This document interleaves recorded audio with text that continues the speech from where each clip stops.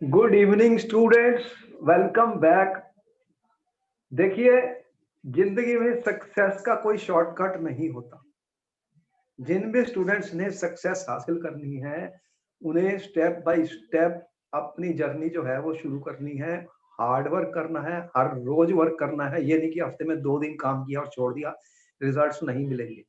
Consistency होनी चाहिए और रूटीन होनी चाहिए, अच्छी हैबिट्स होनी चाहिए, तभी जाके सक्सेस मिल सकती है। जितने भी सक्सेसफुल लोग हैं वो सुबह जल्दी उठ के काम करते हैं, और अनसक्सेसफुल लोग जो होते हैं वो सोते हैं। ये डिफरेंस होता है between successful and unsuccessful people.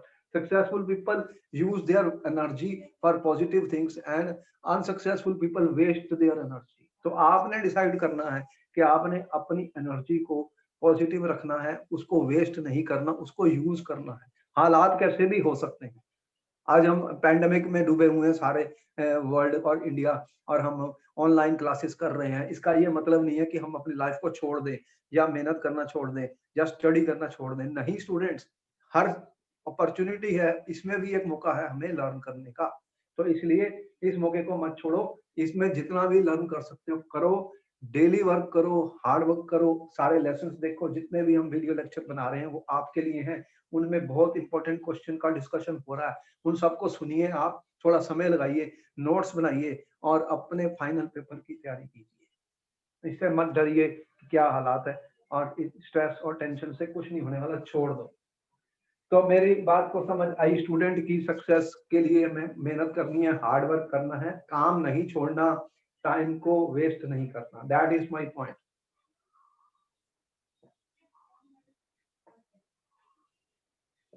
तो देखो, आज का लेक्चर बहुत ही अमेजिंग होने वाला है, बहुत इंपॉर्टेंट लेक्चर है। जो भी मैंने लेक्चर कहा कि ये इंपॉर्टेंट है, इसका मतलब काफी क्वेश्चंस इसमें होने वाले हैं पेपर के लिए। हर साल ही आते हैं, कोई नई बात नहीं है। तो देखो, हमारा स्टडी चल रहा है स्टूडेंट ग्रुप 17 पर, और हम इसके एंड पर आ गए हैं, एंड पर आ गए। उसके बाद ग्रुप 18 फिर खत्म। ये तो ये इनऑर्गेनिक का मतलब मेन टॉपिक है। उसके बाद फिर ट्रांजिशन एलिमेंट्स हैं जिसके ऊपर हम बातचीत करेंगे, उनमें भी काफी क्वेश्चन आते हैं। तो ग्रुप 17 एलिमेंट्स की जो हमने स्टडी की, हैलोजन्स की स्टूडेंट, हैलोजन फैमिली की उसका NH2 और NP5 आपने देखा, एक रह गया सिर्फ लास्ट वाला ग्रुप 18। तो P6 पूरा भर जाएगा तो ये ग्रुप P कंप्लीट हो जाएगा, कोर्स कंप्लीट हो जाएगा। अब स्टोरी ये है स्टूडेंट्स की, इसके जो आज का डिस्कशन है वो बहुत ही इंपॉर्टेंट है। और आपके एनसीईआरटी बुक में भी एक टेबल दे रखी है जिसे हम बता रहे हैं ऑक्सो एसिड्स ऑफ हैलोजेंस।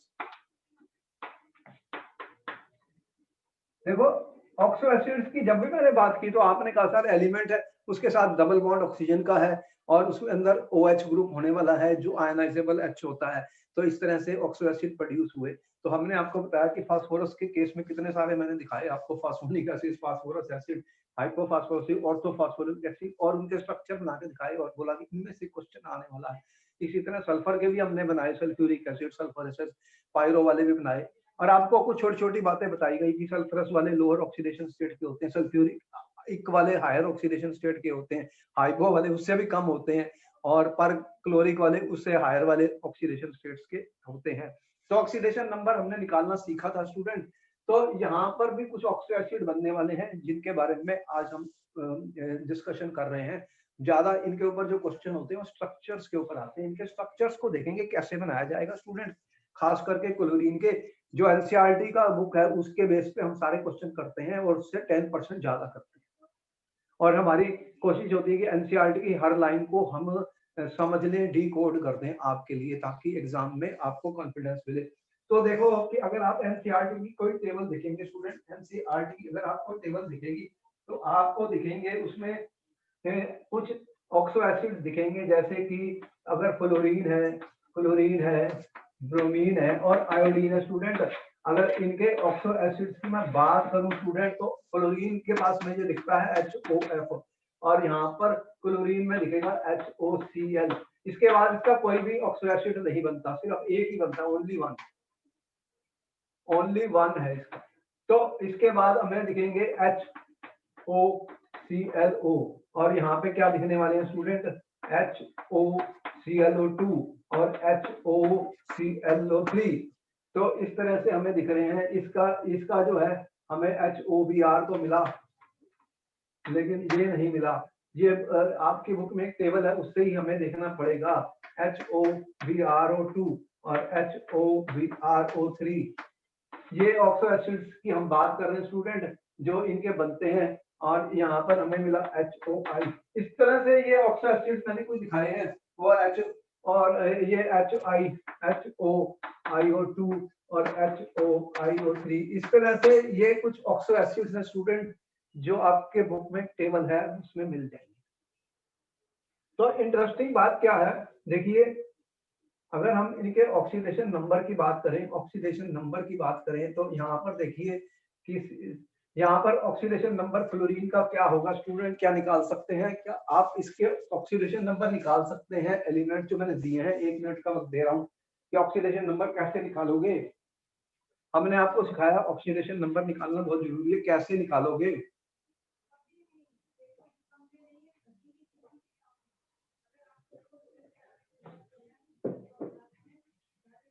देखो, यहाँ पर ऑक्सीजन, फ्लोरीन हमेशा -1 होता है स्टूडेंट, एक चीज याद रखना, फ्लोरीन तो हमेशा ही मोस्ट इलेक्ट्रोनेगेटिव एलिमेंट है। -1 होता है फ्लोरीन, तो ये मोस्ट इलेक्ट्रोनेगेटिव एलिमेंट है। फ्लोरीन कभी प्लस नहीं होता, कभी प्लस नहीं होता। देखो यहाँ पर एक प्रॉब्लम आ रही है, क्योंकि यहाँ पे फ्लोरीन -1 है और HO, अगर F को मैं देखूं, इसको तुमने -1 का, ये +1 कह दिया, तो फिर ऑक्सीजन का कितना बचा? फिर ऑक्सीजन का कितना बचा? अगर ये X है +1 -1, तो ये 0 है, X की वैल्यू 0 आ रही है, तो यहाँ पे ऑक्सीजन का जो ऑक्सीडेशन नंबर है 0 आ रहा है। ये देखो, एक एक्सेप्शनल केस है, स्टूडेंट। किसी स्टूडेंट ने F का +1 लिख दिया, क्या लगा जी यहाँ पे फ्लोरीन +1 है क्योंकि ऑक्सीजन का -2 है, लेकिन स्टोरी ये है कि फ्लोरीन कभी भी +1 प्लस ऑक्सीडेशन स्टेट नहीं दिखा सकता। क्यों? इसका तुम्हें पता है स्टूडेंट कि फ्लोरीन सबसे ज्यादा इलेक्ट्रोनेगेटिव एलिमेंट है। बोलिए यस और नो। सर, हाँ बोलो। सर एक बच्चे को अलाउ कर दो। अच्छा ठीक है, भेज दो, मैं एडमिट कर दूंगा। तो हम ये कह रहे हैं कि ये जो है कि एडमिट कर दूंगा, आ जाओ।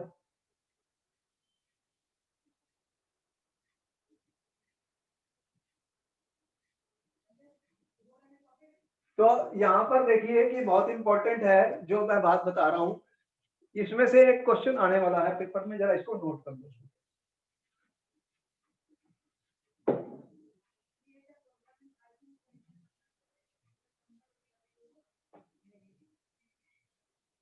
तो ये ऑक्सो एसिड्स मैंने बनाए और इसके अंदर मैंने इसका डिस्कशन किया।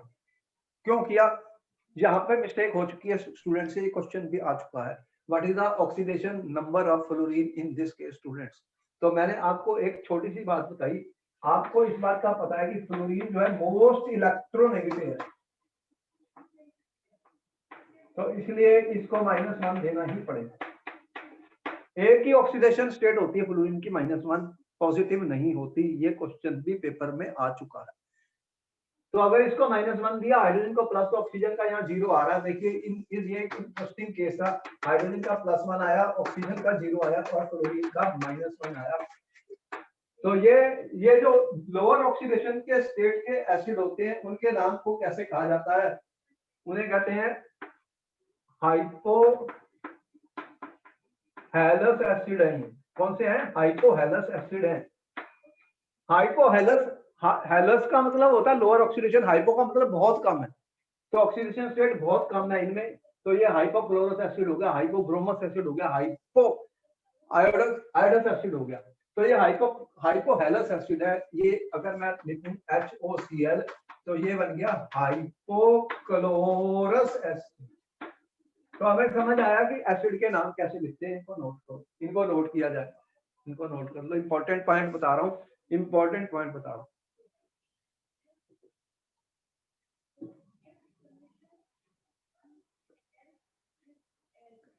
अच्छा जी, अब देखो, क्लोरीन सिर्फ एक ही ऑक्सो एसिड बनाता है student, because it is the most electronegative element, मैंने बताया। अब ये जो नेक्स्ट वाले बने हैं HOClO वाले, इनमें आप देख रहे हैं ऑक्सीडेशन नंबर Cl का कितना आएगा, इनमें अगर ऑक्सीडेशन स्टेट निकालनी है तो कितनी आएगी, ये भी निकाल के देखिए। ये तो हमें आ गया, कैसे निकाला, देखो यहाँ पर मेरे पास है HOClO, या कि तुम ऐसे लिखो HClO2, ये +1 और ऑक्सीजन -2 × 2, और ये अगर x ले लूं, ये अगर x ले लूं इक्वल टू 0 कर दो, कितनी वैल्यू आ रही है, x की वैल्यू कितनी आई, ये -4 और +1 तो +3 आ गई। तो यहाँ पर क्लोरीन की ऑक्सीडेशन स्टेट कितनी है स्टूडेंट, यहाँ पे +1, यहाँ पे +3, और इसमें भी निकाल लो ऑक्सीडेशन स्टेट क्लोरीन की कितनी आएगी, ये कंपाउंड कौन सा है, HClO3 हो गया, तो ये +5 आएगी, निकाल के देख लो, ये +1, ये x रखा, ये 2 × ये आपने 3 × -2 किया इक्वल टू 0, तो x की वैल्यू +5 आएगी, इसको भी निकाल के देख लो, ये +5 ऑक्सीडेशन स्टेट में है, ये +7। तो इस तरह से आप देख रहे हैं मैं ऑक्सीडेशन नंबर जो है, ऑक्सीडेशन स्टेट निकाल सकता हूं हैलोजेंस की। ऑक्सो एसिड्स में ऑक्सो एसिड्स ऑफ हैलोजेंस मैंने लिखे हैं, जो कि क्लोरीन, ब्रोमीन और आयोडीन बनाता है, ये वाले नहीं एग्जिस्ट कर रहे, और फ्लोरीन का सिर्फ एक ही ऑक्सो एसिड बनता है, इसको नोट कर लिया जाए, इसको नोट कर लिया जाए। तो ये हाइपोहेलस है, ये हेलस है, इनको क्या बोलते हैं, हेलस हेलस हेलस, हाइपोहेलस बनाए मैंने, पहले हाइपोहेलस बनाए स्टूडेंट, फिर हेलस बनाए, फिर हेलस बनाए, ये वाले हेलस नंबर 2 वाले हेलस बनाए, और फिर ये हेलिक वाले हैं, हेलिक, और ये वाले जो बने इनको पर हेलिक एसिड कहते हैं, पर हेलिक। कैसे आपने डिसाइड किया, मैंने कहा कि ऑक्सीडेशन नंबर से हम इनके नेमिंग करते हैं। यहाँ पर ऑक्सीडेशन स्टेट +1 बहुत कम ऑक्सीडेशन स्टेट है, इसको हाइपोहेलस कहा गया, इसकी +3 है, कोई बहुत ज्यादा नहीं है, अभी भी कम है, इसे हेलस कहा गया। +5 थोड़ी बड़ी ऑक्सीडेशन स्टेट हो गई, हेलिक कहा गया। +7 बहुत ज्यादा बड़ी हो गई, तो उसे पर हेलिक एसिड कह दिया, पर हेलिक एसिड कह दिया। आपको बात समझ में आ गई। तो अगर मैंने कहा HClO2 है आपके पास, तो ये कौन सा बन गया, फिर ये बन गया ये बन गया हेलस, हेलस का मतलब क्लोरस एसिड बन गया, क्लोरस एसिड बन गया, क्लोरिक एसिड बन गया। और ये जो है HOClO2 या HClO3 जो है, फिर ये क्या बन गया, ये क्लोरिक एसिड बन गया, इसका क्या नाम हो गया, क्लोरिक एसिड स्टूडेंट। और HClO4 का क्या हो गया, पर क्लोरिक एसिड। पर का मतलब है कि इसकी ऑक्सीडेशन नंबर ज्यादा है, पर क्लोरिक एसिड सबसे हाईएस्ट है, +7। तो यहां तक हमें समझ में आ गया, यहां तक आपने नोट कर लिया स्टूडेंट्स, इसको नोट कर लिया, आपको समझ में आ गया, ये सारा समझ में आ गया स्टूडेंट, समझ में आ गया, ठीक है।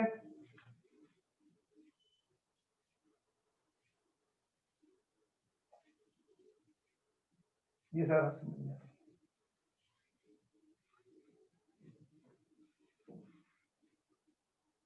अब इनके स्ट्रक्चर्स के ऊपर क्वेश्चन आने वाले हैं, देखते हैं इनके स्ट्रक्चर कैसे बनाएंगे। यहाँ पे एक इंपॉर्टेंट क्वेश्चन है स्ट्रक्चर्स का, उसको मैं डिस्कस करूंगा। तो ये मैं समझता हूँ आपने नोट कर लिया है, तो मैं इसको मिटा देता हूँ।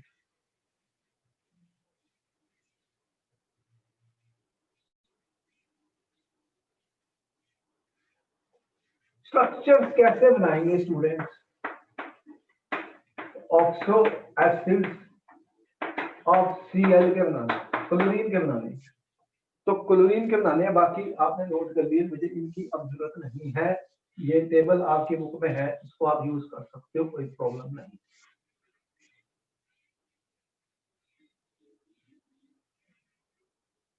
तो हमने कहा कि देखो आपको स्ट्रक्चर बनाना है HOCl का एग्जाम के अंदर, इसमें से क्वेश्चन आ चुका पेपर में, इसलिए दे रहा हूं, ये क्वेश्चन पेपर में आया हुआ, ड्रा द स्ट्रक्चर ऑफ। तो हम स्ट्रक्चर कैसे बनाते थे स्टूडेंट, स्ट्रक्चर कैसे बनाते थे, सेंट्रल एटम जो हमने इसका हमारा जो है Cl, आपके पास है Cl में कितने इलेक्ट्रॉन है स्टूडेंट? NH2NP5, तो 3S2 3p5 है, इसके पास कुल मिलाकर 7 इलेक्ट्रॉन है। क्लोरीन के पास कितने इलेक्ट्रॉन है? 7। 1 2 3 4 5 6 और 7 इलेक्ट्रॉन है। 1 2 3 4 5 6 7, 2 4 6 7। देखो मैं कैसे बनाता हूँ स्टूडेंट, स्ट्रक्चर कैसे बनाता हूँ। अब इसमें क्या होगा स्टूडेंट्स कि क्लोरीन जो है किसके साथ बॉन्ड बनाने जा रहा है? क्लोरीन किसके साथ बॉन्ड बनाने जा रहा है? क्लोरीन के पास है 1 2 3 4 5 6 7।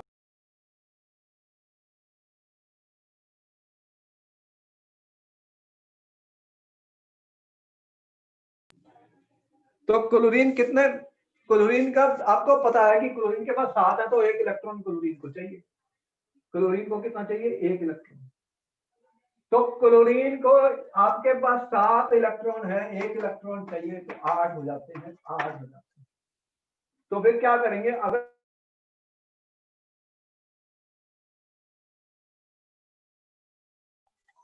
अगर ऑक्सीजन के साथ ये बॉन्ड बनाता है क्लोरीन, किसके साथ? ऑक्सीजन के साथ, तो फिर आप क्या करेंगे? अब क्लोरीन आपका सेंट्रल एटम है, ऑक्सीजन के साथ ये बॉन्ड बनाएगा, लेकिन आपको पता है क्लोरीन एक ही इलेक्ट्रॉन ले सकता है।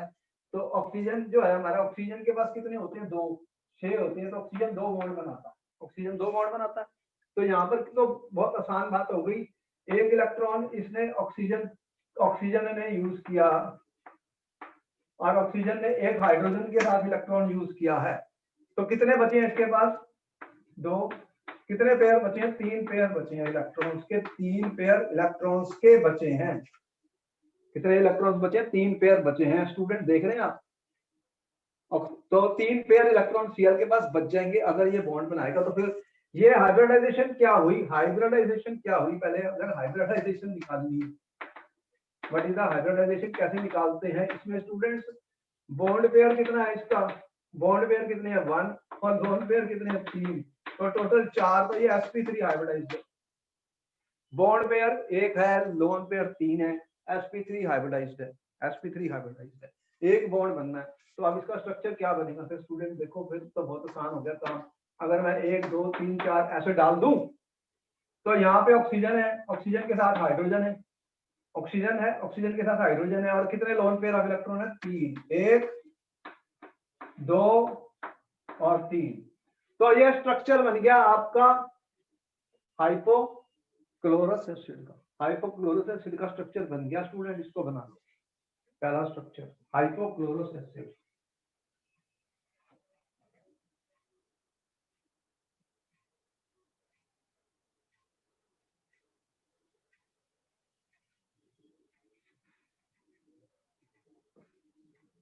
आपको समझ में आ गया स्टूडेंट?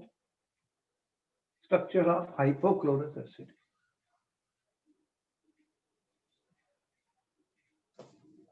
इंपॉर्टेंट क्वेश्चन था, इसलिए मैंने लिया इसको। इसको आपने नोट कर लिया स्टूडेंट्स? चलो मैं इसको मिटा रहा हूं, आगे चलता हूं।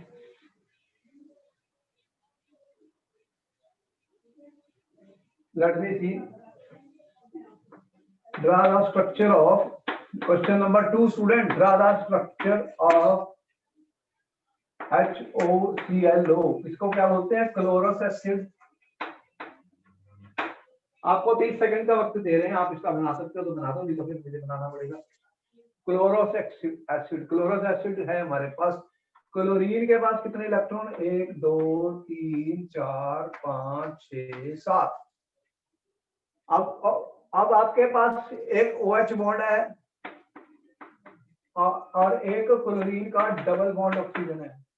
ऑक्सो एसिड है। ऑक्सो एसिड में मैंने क्या बताया था? क्लोरीन के साथ डबल बॉन्ड बनने वाला ऑक्सीजन का। ऑक्सीजन के बाद 6 या 6 जमा 2 8, तो 2 इलेक्ट्रॉन तो ये दोनों इलेक्ट्रॉन तो ऑक्सीजन ने यूज कर लिए, और 1 इलेक्ट्रॉन इसका कौन ले गया? ये OH वाला बॉन्ड। तो फिर कितने लोन पेयर बचे? बॉन्ड पेयर कितने बने स्टूडेंट? 2। लोन पेयर कितने हैं? 2। टोटल हो गए 4, तो हो गया sp3 हाइब्रिडाइज। देखो मैं कैसे करता हूँ, आपको बात समझ में आ रही है? sp3 हाइब्रिडाइजेशन हो गया। इसका स्ट्रक्चर बनाना है फिर और आसान, मैंने आपको तरीका बताया एग्जाम में, और आसान तरीका बताया स्टूडेंट। फिर मैंने Cl के पास 4 बॉन्ड बनाए हाइब्रिडाइज्ड sp3 हाइब्रिडाइज्ड के, sp3 हाइब्रिड 4 बॉन्ड बनाए हैं। अब इसमें से क्या हुआ है, एक तो डबल बॉन्ड ऑक्सीजन लगाई, एक तो डबल बॉन्ड ऑक्सीजन लगाई और एक OH लगाया। अब 2 बचे हैं लोन पेयर, ये लो, तो ये इसका स्ट्रक्चर बन गया। ये क्वेश्चन पेपर में आ चुका है, draw the structure of chlorous acid, draw the structure of chlorous acid.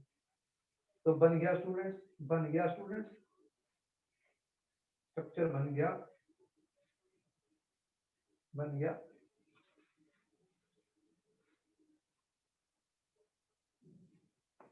किसी को डाउट है स्टूडेंट्स को कैसे बना?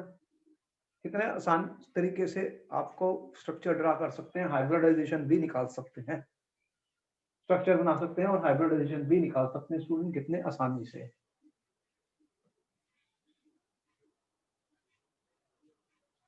हो गया, मिटा दूं इसको, बोलो। अच्छा, अब नेक्स्ट पर आते हैं, चलो next question, draw the structure of, तो ये हाइपोक्लोरस क्लोरस और यहाँ पे क्लोरिक एसिड आ गया, क्लोरिक एसिड आ गया आपको एग्जाम में। अब क्लोरिक एसिड आ गया, इसका फार्मूला कैसे लिखोगे आपको समझ में ही आई कि यहाँ पे ऑक्सीडेशन स्टेट +1 +3 +5 वाला है, ये +5 वाला है स्टूडेंट, तो इसका फार्मूला क्या होगा ये हमें समझ में आ गई। इसका ऑक्सीडेशन नंबर +5 है। क्लोरिक अब ये हायर ऑक्सीडेशन स्टेट में जा रहे हैं, तो अस से इक होता जा रहा है, इक होता जा रहा है। ये अस था, ये लोअर ऑक्सीडेशन स्टेट वाले थे और ये हायर ऑक्सीडेशन स्टेट वाले आ रहे हैं। यहां भी समझ आ गया, ऑक्सीडेशन स्टेट बढ़ रही है। तो इसका स्ट्रक्चर बनाना है। देखो Cl के पास कितने हैं स्टूडेंट, 1 2 3 4 5 6 7 इलेक्ट्रॉन है। अब देख रहे हो कि यहाँ पर Cl के साथ 2 डबल बॉन्ड बनने वाले हैं, दिख रहा है ClO2 लगा हुआ है, ClO2 लगा, H तो एक ही है, OH तो एक ही है। ये 2 ऑक्सीजन ले गया, ये 2 इलेक्ट्रॉन ऑक्सीजन ले गया और ये वाला ले गया कौन, OH वाला। तो कितने बचे हैं, बॉन्ड पेयर कितने हैं, 3, लोन पेयर कितना स्टूडेंट 1, टोटल 4 है। तो ये भी sp3 हाइब्रिडाइजेशन। देखो मैं हाइब्रिडाइजेशन कैसे निकालता हूं, आपको इजी हो गया पेपर में। तो Cl का हाइब्रिडाइजेशन क्या है, Cl का हाइब्रिडाइजेशन क्या है, sp3। तो फिर तो बहुत आसान हो गया बनाना स्ट्रक्चर। क्या बनाना मैंने, 1 2 3 4 लगाए। अब दो तो ऑक्सीजन ही है स्टूडेंट्स, अब एक OH है तो एक लोन पेयर है, एक लोन पेयर है। ये इसका स्ट्रक्चर बन गया, इसका बना दिया, क्लोरिक एसिड का स्ट्रक्चर बन गया। हाइब्रिडाइजेशन भी निकाल ली, ऑक्सीडेशन नंबर भी निकाल दिया Cl का।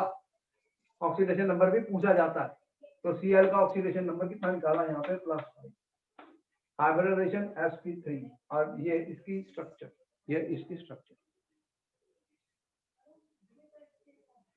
इंपॉर्टेंट क्वेश्चन, कराने का तरीका आसान, आप इसको भूल नहीं सकते, अगर आपने लर्न कर लिया इसको भूल नहीं सकते।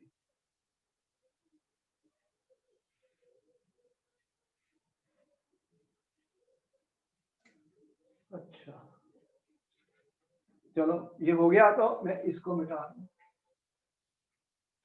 अब नेक्स्ट क्वेश्चन पर आए, नेक्स्ट क्वेश्चन पर आए student, draw the structure of पर क्लोरिक एसिड। पर का मतलब क्लोरिक भी है, पर भी है, तो हाईएस्ट ऑक्सीडेशन स्टेट पे आ गया। हाईएस्ट ऑक्सीडेशन कितनी है, Cl की +10। तो इसका फार्मूला फिर क्या है, OHClO3। इसको ऐसे भी करता है HClO4, HClO4 तुमने देखा है इस तरह से बनाए जाते। तो ये क्या बन गया फिर OHClO3। तो इसमें तो दिख ही रहा है ऑक्सीजन कितने बना रहा है, 3 तो डबल बॉन्ड ऑक्सीजन वाले हैं और एक OH बॉन्ड है, एक OH बॉन्ड है। तो कुल मिला के 4 बॉन्ड पेयर हैं और लोन पेयर 0 हो गया, लोन पेयर 0, बॉन्ड पेयर 4, तो फिर क्या हो गया, टोटल 4 तो sp3 हो गया। तो इसका बनाना और भी आसान हो गया, 1 2 3 और लो OH, sp3 hybridised, sp3 hybridise. तो इस तरह से हमने इनके स्ट्रक्चर बना दीजिए, इनकी हाइब्रिडाइजेशन बता दी और इनके ऑक्सीडेशन नंबर भी बता दी। इसको नोट कर लिया जाए स्टूडेंट, इसको नोट कर लिया।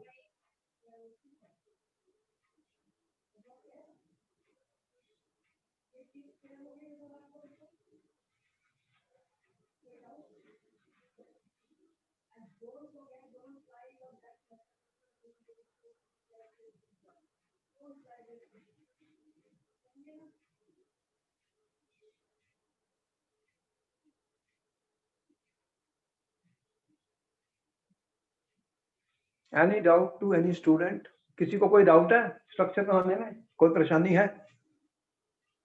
बोलो, बना लोगे पेपर में? इंपॉर्टेंट क्वेश्चन है, स्ट्रक्चर बनाना एक इंपॉर्टेंट क्वेश्चन है स्टूडेंट, बहुत बार आता है।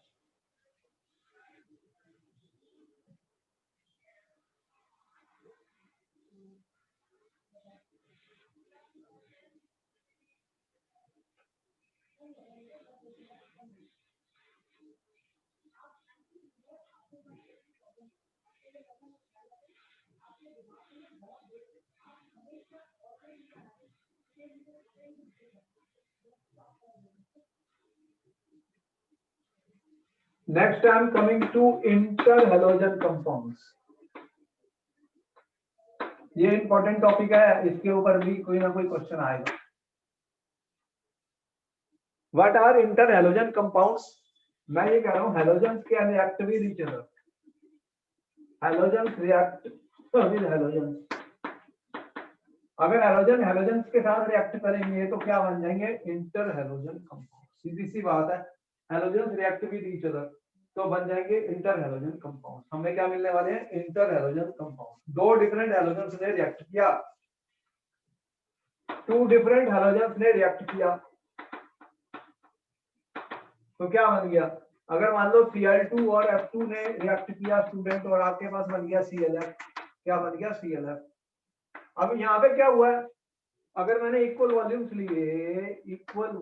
लिए स्टूडेंट दोनों के, तो एक नया कंपाउंड बन गया है। इसके अंदर दो हैलोजेंस हैं, एक मोर इलेक्ट्रोनेगेटिव है। देखो ये मोर इलेक्ट्रोनेगेटिव है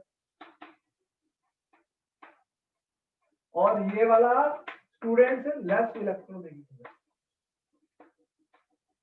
बात समझ में आई? फ्लोरीन एक ज्यादा इलेक्ट्रोनेगेटिव है क्लोरीन से, या मैं ये कहूं इसका साइज छोटा है और इसका साइज लार्जर है। तो एक लार्जर है, एक छोटे साइज का है, तो ये आपस में रिएक्ट कर जाते हैं। Halogens react with each other. और नहीं वैसे थोड़ा हीट कर देंगे तो ये आपस में रिएक्ट करके कंपाउंड्स जो बना रहे हैं इनको हम बोलते हैं इंटर हैलोजन कंपाउंड्स। हैलोजन और हैलोजन आपस में रिएक्ट करके डिफरेंट वाले तो इंटर हैलोजन कंपाउंड्स बन गए स्टूडेंट्स। तो इंटर हैलोजन कंपाउंड कितने टाइप के बनने वाले हैं? अगर मैं एक हैलोजन को X कह दूं और दूसरे को X डैश कह दूं तो ये इंटर हैलोजन कंपाउंड बन गया स्टूडेंट। लेकिन कई प्रकार के बन सकते हैं। ये X डैश कौन सा है स्टूडेंट? यहाँ पर ये मेरा X डैश है, ये मेरा X है, ये स्मॉलर साइज का है, मोर इलेक्ट्रोनेगेटिव है, और ये वाला लार्जर साइज का है। और हैलोजेंस की इलेक्ट्रोनेगेटिविटी तुम्हें पता ही है स्टूडेंट, कैसे देखे थे? Fluorine, chlorine, bromine, iodine. तो ये साइज बढ़ रहे हैं, इलेक्ट्रोनेगेटिविटी कम हो रही है ऊपर से नीचे, ये हम ऑलरेडी स्टडी कर चुके। तो ये लार्जर साइज वाला जो होगा ये लेस इलेक्ट्रोनेगेटिव होगा। तो ऐसे जो कंपाउंड बनने वाले हैं स्टूडेंट, उन्हें हम कह रहे हैं इंटर हैलोजन कंपाउंड। तो कौन कौन से बने? ज्यादातर जो आपके बुक में टेबल भी दिया होगा, X डैश बना और X डैश 3 बना और X डैश 5 बना और X डैश 10 बना। इस तरह के कंपाउंड बने। X डैश जो है ये छोटा, ये बड़ा, ये पहले वाला बड़ा, ये छोटा। बड़े के साथ छोटे वाले जुड़ेंगे ना, तो कितने जुड़ेंगे? जितना ज्यादा बड़ा होगा कोई उतने ज्यादा जुड़ सकते हैं। जितना ज्यादा बड़ा होगा उतने ज्यादा छोटे वाले उसके साथ जुड़ सकते हैं। अगर उसका साइज छोटा है तो फिर कम ही जुड़ सकते हैं, कम ही जुड़ सकते हैं। तो अगर मैं कहूँ x7 तो यहाँ पर तुम्हें मिलता है IF7, आई का साइज सबसे बड़ा, फ्लोरीन का साइज छोटा। तो इस तरह से ये फॉर्म हो सकता है। अगर आप बोलिए ICl7 तो ICl7 नहीं बनने वाला, ये एग्जिस्ट नहीं कर सकता, बिकॉज आयु का साइज बड़ा लेकिन Cl का बहुत बड़ा है, तो इतने सारे बड़े एटम को ये संभाल नहीं सकता, वो स्टेबल नहीं होगा, वो नहीं बनेगा, वो स्टेरिकली पॉसिबल नहीं है। इतना ये 7 बड़े बड़े एटम्स के साथ बॉन्ड नहीं बना सकता, तो इसलिए इतना बड़ा नहीं बनेगा। लेकिन फ्लोरीन का साइज छोटा होता है, तो आयोडीन का साइज बड़ा होता है। आयोडीन 7 छोटे फ्लोरीन के साथ बॉन्ड बना सकता है। तो only IF7 exist, only IF7। ये क्वेश्चन आ चुका पेपर में, इसलिए मैंने इसको दिमाग लगाया, दिमाग लगाया। तो आप नोट करिए किस तरह के इंटरहैलोजन कंपाउंड्स बनने वाले हैं, इसके बारे में आपको समझ आई कि halogens can react with halogens, और एक बड़ा होगा एक छोटा होगा, जो बड़ा होगा उसके साथ छोटे वाले जुड़ेंगे। तो पहले वाला जो है वो बड़ा है और दूसरे वाला छोटा है, X' छोटा, पहले वाला X बड़ा है। तो इस तरह से कितने इंटरहैलोजन कंपाउंड बन सकते हैं स्टूडेंट, इसको नोट कर लो। तो समझ में आ गई कि इंटरहैलोजन कंपाउंड्स क्या होंगे, कैसे बनेंगे, कैसे बनेंगे।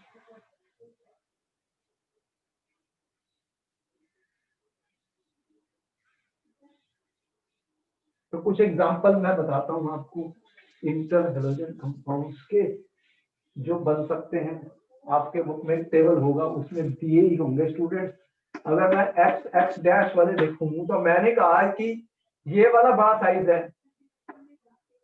ये लार्जर वाला है, और ये स्मॉलर वाला है, ये छोटे साइज का है, ये बड़े साइज का है। तो आपने लिखा XX वाले CLF लिख दिया, और क्या लिख दिया, फिर BRF लिख दिया। इस तरह से बन सकते हैं, IF लिख दिया। और अगर मैं लिखूं X3 वाले तो ये बड़ा होना चाहिए, CLF3 लिख दिया आपने स्टूडेंट, BRF3 लिख दिया, BRF3 लिख दिया। इस तरह से कंपाउंड बनेंगे। अगर मैंने लिखा XX-5 लिख दिया तो 5 किसके साथ जुड़ने वाले हैं, IF5 हो गया, BRF5 हो गया, और CLF5 हो गया। इस तरह से ये बन सकते हैं हैलोजेंस। और X7 वाले मैंने लिखे तो सिर्फ एक ही बताया, IF7, ओनली वन, बिकॉज 7 छोटे एटम्स के साथ बॉन्ड सिर्फ बहुत बड़ा ही बना सकता है आयोडीन, बाकी नहीं बना सकते। उनके CLF7 और BRF7 ऐसे कुछ एग्जिस्ट नहीं करते, सिर्फ IF7 का एग्जिस्ट करता है। अगर इनकी प्रेपरेशन देखें तो हमें मिक्स ही करने हैं स्टूडेंट, और कुछ हीट करना पड़ेगा। अगर मैं ये कह दूं Cl2 और F2 को इक्वल वॉल्यूम्स में ले लूं, स्टूडेंट्स, और इसको मैं हीट कर दूं 473 केल्विन पर, तो ये बना देता है CLF। और अगर मैं एक को एक्सेस ले लूं, फ्लोरीन को एक्सेस में ले लूं, Cl2 प्लस F2 एक्सेस में है, और 573 केल्विन थोड़ा ज्यादा टेम्परेचर दे दूं स्टूडेंट, तो ये CLF3 बना देगा। ये बन गया CLF3। इसी तरह ही मैं अगर कहूं I2 प्लस Cl2, अगर इक्वल वॉल्यूम्स में हीट कर दूं तो ये बना देगा ICl। और अगर मैं एक्सेस में ले लूं, एक को एक्सेस में ले लूं, इसको क्लोरीन को, तो फिर क्या बन जाएगा, ICl3। इस तरह से हम इनके कंपाउंड्स बना सकते हैं स्टूडेंट। अगर मैं एक्सेस में ले लेता हूं तो इस तरह से हायर वाले ऑक्साइड बन सकते हैं, इसी तरह अगर Br2 को मैं फ्लोरीन के साथ रिएक्ट कर दूं 3 से, तो ये बन जाता है BrF3। और अगर मैं एक्सेस में ले लूं फ्लोरीन को, तो मेरा बन जाएगा BrF5। तो ये रिएक्शन आपके एनसीईआरटी बुक में दी हुई है, आप उनको देख सकते हो। एक तरीके से बनाने के लिए उन्हें मिक्स करेंगे, हीट करेंगे, मिक्स करेंगे, हीट करेंगे, ये सब हीट करने पड़ेंगे। तो हीट करेंगे क्योंकि बॉन्ड को तोड़ना है और बॉन्ड को बनाना है। भाई बॉन्ड तोड़ने के लिए एनर्जी चाहिए होगी, टेम्परेचर एग्जैक्ट कितने हैं वो आपके बुक में दिए होंगे, आप उसको देख सकते हैं, नोट कर सकते हैं स्टूडेंट। ये सारे कोवलेंट हैं और डायमैग्नेटिक हैं और वोलेटाइल सॉलिड्स हैं, except CLF which is a gas, तो सॉलिड्स है, वोलेटाइल है, डायामैग्नेटिक है, डायामैग्नेटिक है, क्योंकि इनमें अनपेयर्ड इलेक्ट्रॉन नहीं होते, अनपेयर्ड इलेक्ट्रॉन नहीं होते स्टूडेंट्स। तो ये डायामैग्नेटिक है और ये सॉलिड्स है, एक्सेप्ट ICl जो है, ICl जो है ये गैस है, ये गैस है, बाकी सब सॉलिड्स हैं, वोलेटाइल है, डायामैग्नेटिक है, कोवलेंट है, कोवलेंट है। ये एक, ये जो हमारे पास गैस कौन सी मैं बता रहा हूँ, CLF एक गैस है, बाकी सब सॉलिड्स हैं, और ये डायामैग्नेटिक है, डायामैग्नेटिक, बाकी सॉलिड्स हैं, वोलेटाइल सॉलिड्स होते हैं। ये भी आपने पॉइंट्स नोट कर लिए स्टूडेंट, नोट कर लिए।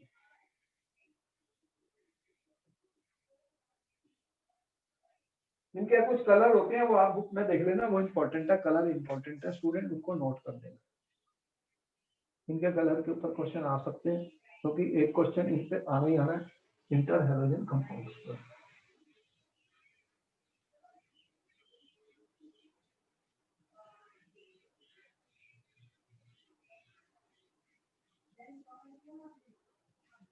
देखो ये जो इंटर हैलोजन कंपाउंड्स होते हैं स्टूडेंट,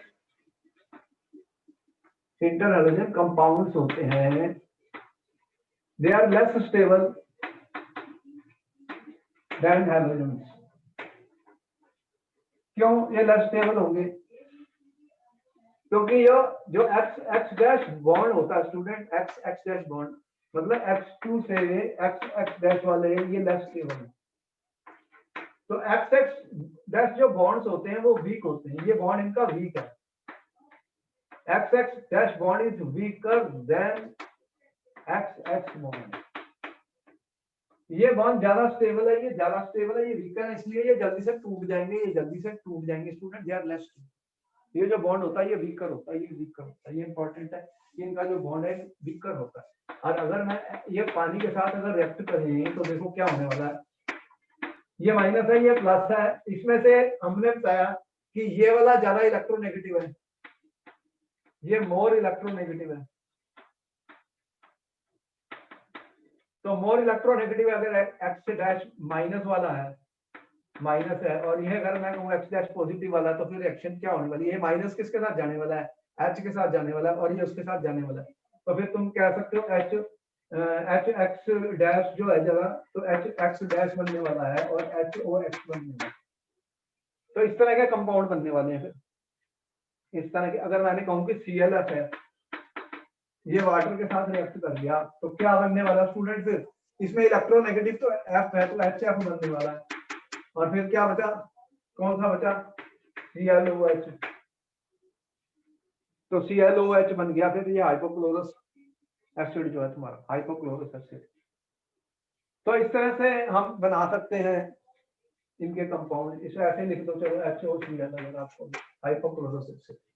अब ये स्टेबल है या नहीं है वो एक अलग चीज है। देखो कि ये जो मैंने तुम्हें बताए हैं कि ये interhalogen compounds are less stable than halogens, क्योंकि वो उनका बॉन्ड वीक है, वो टूट जाएगा, their bond is weaker, it will break.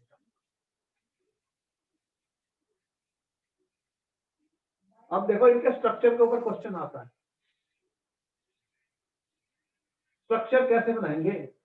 Using valence shell electron pair repulsion theory. ये एक इंपॉर्टेंट क्वेश्चन है कि ड्रा द स्ट्रक्चर्स,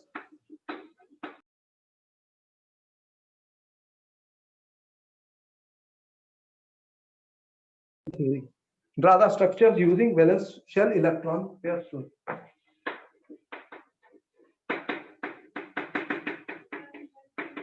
तो इनके स्ट्रक्चर्स बनाने हैं using valence shell electron pair repulsion theory. ये इंपॉर्टेंट क्वेश्चन है, इसके ऊपर एक क्वेश्चन हर साल आता है, फिर आएगा मैं ये बता, मान लीजिए ClF3 है, BrF3 है, इसका स्ट्रक्चर पूछा जा चुका है पेपर में स्टूडेंट, इनका स्ट्रक्चर पूछा जा चुका है, ये सब कलर्ड कंपाउंड्स होते हैं, सॉलिड्स होते हैं। अब इसका स्ट्रक्चर बनाना है, मान लो ClF3 का, तो valence shell electron pair repulsion theory में कैसे बनाते थे student? Valence shell electron pair theory आपको पता है 11th में पढ़ी थी, मैं फिर रिवाइज कर रहा हूँ। क्लोरीन के पास कितने इलेक्ट्रॉन है? 7 वैलेंस शेल में, और 3 फ्लोरीन है, तो कितने शेयर करेंगे? एक फ्लोरीन का 7 होते हैं, 7 इसे एक चाहिए, तो 3 इलेक्ट्रॉन यहाँ से आने वाले हैं फ्लोरीन से, तो कुल मिला के 10 इलेक्ट्रॉन है। वैलेंस शेल इलेक्ट्रॉन थ्योरी में 10 इलेक्ट्रॉन है। 10 इलेक्ट्रॉन का मतलब 5 इलेक्ट्रॉन के पेयर है। 5 पेयर है इलेक्ट्रॉन के स्टूडेंट, तो शेप क्या होगी, क्या शेप होगी इसका होगा। फिर ये जो ज्योमेट्री जो होगी इसकी, ये कौन सी हाइब्रिडाइजेशन होगी, कौन सी हाइब्रिडाइजेशन होगी, कई मेथड से निकालने के, मैं सिर्फ बैलेंस शेल का बता रहा हूँ। तो ये sp3d है। तो ट्राइगोनल बाई पिरामिडल अगर मैं कहूँ, लेकिन बॉन्ड पेयर कितने हैं इसमें, 3। तो लोन पेयर कितने बचे, 6 चले गए। तो 10 में से 6 इलेक्ट्रॉन चले गए, तो 4 बचे हैं। बॉन्ड पेयर वाले ले गए 6 इलेक्ट्रॉन, तो ये लोन पेयर वाले रह गए। लोन पेयर वाले कितने बने, 2 लोन पेयर बचे, तो 3 बॉन्ड पेयर है।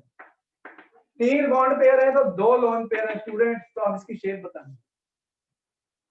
ये क्वेश्चन पेपर में आ चुका है इसलिए मैंने लिया इसको। तो इसकी शेप क्या होगी, देखो अगर मैं ऐसे ड्रा करूं, ये CLM, ये तो आपको पता है कि ट्रायंगल पिरामिड कैसे दिखता है, ऐसे होता है। हमेशा जब लोन पेयर होते हैं वो इक्वेटोरियल पोजीशन पे जाएंगे। ये लोन पेयर इक्वेटोरियल पोजीशन पे जाएंगे स्टूडेंट, क्योंकि इलेक्ट्रॉन रिपल्शन यहाँ मिनिमम होती है, 120 डिग्री का एंगल होता है। तो फ्लोरीन कहाँ जाने वाले, यहाँ यहाँ यहाँ। तो एक तरीके से टी शेप दिख रहा है, लेकिन ये लोन पेयर इनको रिपेल करेंगे तो ये बन जाएगा बेंट टी शेप। इसका शेप क्या बना, बेंट टी शेप। ये क्वेश्चन आ चुका पेपर में इसलिए मैंने किया। ये क्वेश्चन पेपर आ चुके से नोट किया जाए, बहुत इंपॉर्टेंट क्वेश्चन है student. Valence shell electron pair repulsion theory को इनके स्ट्रक्चर बनाने हैं, ऐसा क्वेश्चन आएगा और आता है, बहुत इंपॉर्टेंट क्वेश्चन है।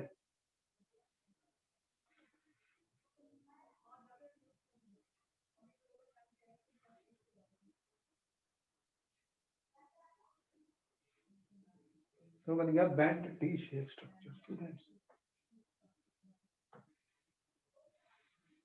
इन सबका सेम स्ट्रक्चर था जो मैंने यहां लिखा। एक और बता दूं, अगर मैंने कहा BrF5 का स्ट्रक्चर बनाना है using valence shell electron pair repulsion theory, paper में आ चुका है क्वेश्चन। तो ब्रोमीन के पास कितने हैं, 7 और 5 फ्लोरीन है, तो कितने बने, 5। कुल मिला के 12 इलेक्ट्रॉन है वैलेंस इलेक्ट्रॉन कितने बने, 12। सेंट्रल वाला कौन सा है, Br। तो 12 का मतलब क्या हुआ, 6 पेयर्स होते हैं, तो शेप क्या होती है स्टूडेंट, ऑक्टाहेड्रल। लेकिन प्रॉब्लम इसमें क्या है कि 5 बॉन्ड पेयर हैं, दिख रहा है 5 फ्लोरीन है तो 5 बॉन्ड पेयर है, 1 लोन पेयर है। तो अगर मैं ऐसे दिखाऊं, अब देखो अब क्या होगा कि 5 बॉन्ड पेयर है, 5 बॉन्ड पेयर है और 1 लोन पेयर है, तो कैसे लगाऊंगा। अब तुम्हारे को 30 सेकंड का वक्त दे रहा हूँ, 30 सेकंड का वक्त दे रहा हूँ, 30 सेकंड का वक्त दे रहा हूँ, फिर मैं दिखा ही रहा हूँ। तो मैंने ये 1 फ्लोरीन लगाई, 2 लगाई, 3 लगाई, 4 लगाई, 5 लगाई और यहाँ पे लोन पेयर लगा दिया। तो ये शेप क्या दिख रही है, अब लोन पेयर पे शेप नहीं दिखती, ये बन गया स्क्वायर पिरामिडल शेप। तो स्क्वायर पिरामिडल शेप बन गई BrF5 की, या जितने भी ऐसे कंपाउंड होंगे, जितने भी X-5 होंगे, X-5 वाले, इनकी शेप स्क्वायर पिरामिडल आने वाली है, स्क्वायर पिरामिडल आने वाली है स्टूडेंट, इसको भी नोट कर लो।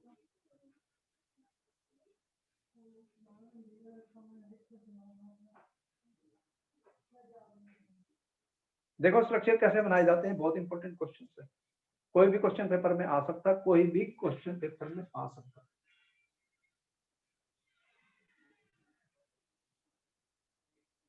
Valence shell electron pair repulsion theory को यूज करके we will say draw the structure of BrF5 और any other X-X5 using valence shell electron pair repulsion theory.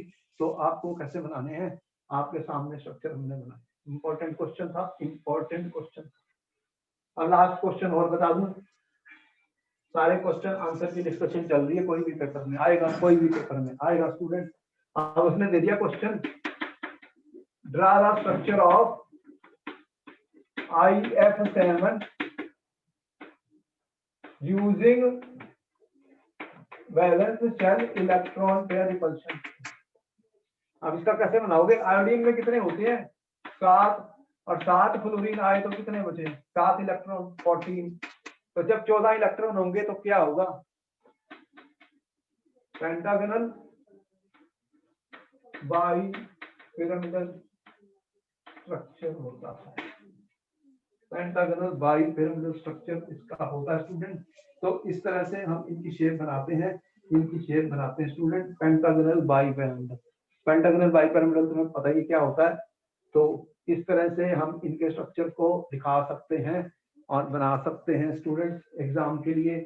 तो पेंटागनल कितना होता है? पेंटागनल बाई पिरामिडल तुम्हें पता ही है, ये दो वो पेंटागन कौन सा होता है? ऐसे बनाता हूँ, चलो पेंटागन,